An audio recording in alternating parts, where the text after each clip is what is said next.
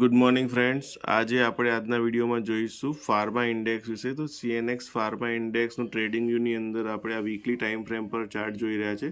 તો ચાર્ટ જોતાં આપણને માલુમ પડે છે તે ઓલમોસ્ટ બ્રેકઆઉટ તરફ માર્ચિંગ કરી રહ્યું છે. તે 23,648 ક્રોસ કરે તો એકદમ ઓલ ટાઈમ હાઈ બ્રેકઆઉટ થશે. અત્યારે 23,124 પર પણ એક સારું લાંબુ કોન્સોલિડેશન પછીનું બ્રેકઆઉટ છે. તો એની અંદર આપણો જે ફેવરેટ સ્ટોક છે દેટ ઇઝ ટોરેન્ટ ફાર્મા. તો મિત્રો ટોરેન્ટ ફાર્માની અંદર ટોરેન્ટ ફાર્માનો આપણે ડેલી ચાર્ટ લઈ લઈશું.